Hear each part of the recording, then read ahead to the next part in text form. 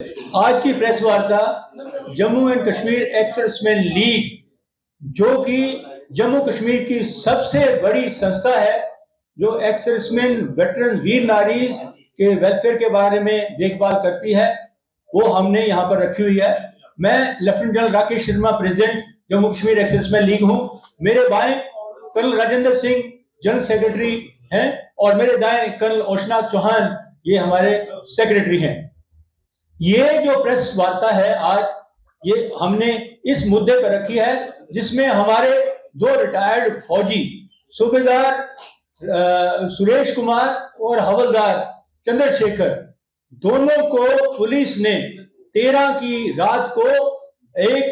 मैं ये कहूंगा कि उनको इलीगल डिटेंशन की, उनके ऊपर में मैन हैंडलिंग की, उनको हैरेसमेंट किया और वो भी खत्म नहीं हुआ कि उसके बाद में पूरी रात भर उनको यातनाएं दी, उनके में टॉर्चर किया, उनके 3rd डिग्री इस्तेमाल किया गया और बगैर किसी कारणवश के। जबकि ये वारदात हुई है पुलिस स्टेशन बख्शी नगर के अंतर्गत और ये दोनों अपने गिफ्ट बांटने के लिए वहां पर यानी कि बख्शी नगर पुलिस स्टेशन जो हनुमान मंदिर के पास मेन रोड में खड़े हुए थे, तो वहां से उनको उठा के पुलिस स्टेशन में ले जाके ये सब कुछ हुआ है। इसका जो पूरा ब्यौरा है वो मेरे सेक्रेटरी कर्नल चौहान साहब देंगे। वहां से उनको उठा करके ये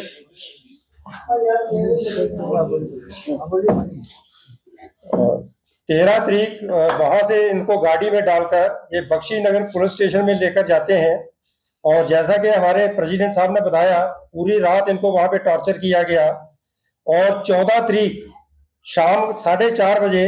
जो एसएचओ आजाद हुसैन मनास है वो इनको लेकर कोर्ट में जाते हैं, क्योंकि 24 घंटे के अंदर इनको कोर्ट में पेशी करना होता है। लेकिन वो जानबूझकर उस समय लेके गया जब कोर्ट बंद हो चुका था। तो उसके बाद उन्होंने जज के घर पहुंच के उनको लेकर,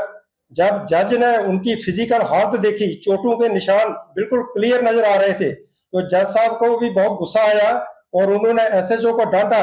कि जिन लोगों ने देश की सेवा में अपने इतने जो अपने जवानी के दिन है वो दे दिए और आपने उनके साथ ये हालत कर दी है, आपको शर्म आनी चाहिए।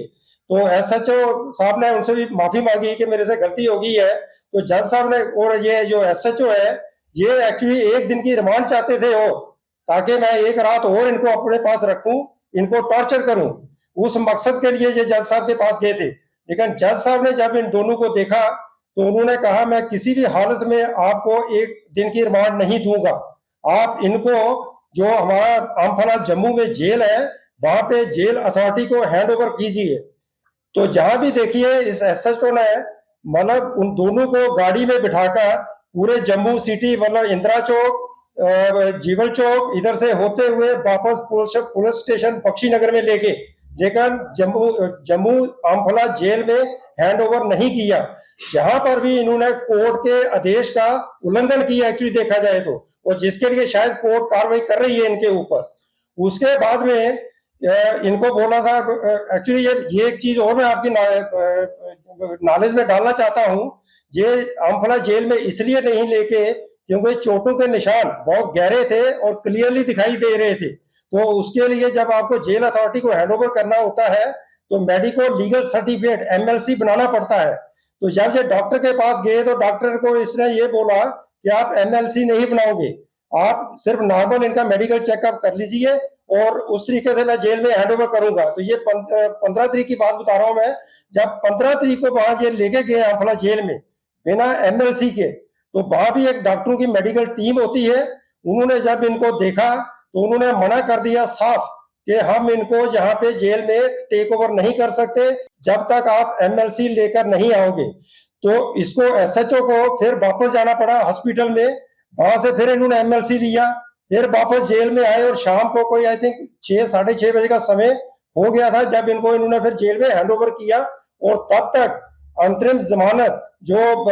जेकेईएसएल Jammu Kashmir ex serviceman league और उनके फैमिली मेंबर से मिलके हमने इनकी अंतरिम जमानत कराई और 15 तारीख को फिर इनको छोड़ा गया शाम को कोई 7 साढ़े 7 बजे के आसपास। 16 तारीख दोपहर को ये मसला जम्मू और कश्मीर एक्स सर्विसमैन लीग के नोटिस में लाया गया। उसके बाद मैंने ये पूरा मामला अपने प्रेसिडेंट साहब को बताया,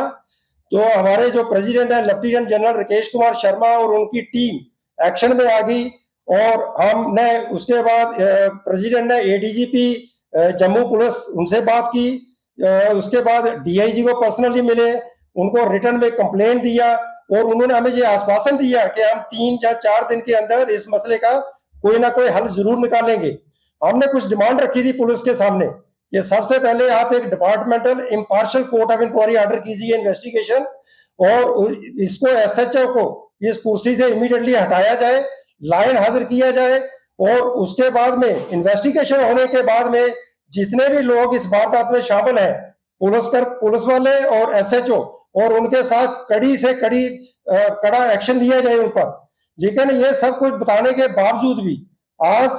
23 तारीख है, ये मामला है 13 और 14 का, और हम लोग 17 और 18 को मिले थे एडीजीपी और डीआईजी से, लेकिन इतने समय बीत जाने के बाद भी अभी तक हमें अफसोस है कि कोई भी एक्शन नहीं लिया गया है। और आज की तारीख में मैं आपको बता दूं, हमारे पूरे जम्मू कश्मीर के बहुत सारे जिलों में किश्तवाड़, रामबन, उधमपुर, रियासी, कठुआ, हर जगह पे प्रोटेस्ट चल रहे हैं, पीसफुल प्रोटेस्ट, और हमारे एक्स सर्विसमैन जो है वो बहुत ही गुस्से में है। अगर इस समस्या का इन्होंने कोई समाधान नहीं किया या हमने जो मुद्दे रखे हैं उन पे कोई एक्शन नहीं लिया, तो आने वाले दिनों में ये वायलेंट प्रोटेस्ट भी हो सकते हैं। तो हमारी गवर्नर साहब से, चीफ मिनिस्टर साहब से, होम मिनिस्टर और एवं के प्राइम मिनिस्टर जी से ये निवेदन है कि इन बातों का कड़ा से कड़ा संज्ञान लिया जाए, और पुलिस डिपार्टमेंट को आदेश जारी किया जाए कि Jammu Kashmir ex serviceman league ने जो मांगे रखी हैं उन पे अमल किया जाए, नहीं तो आने वाला समय और भी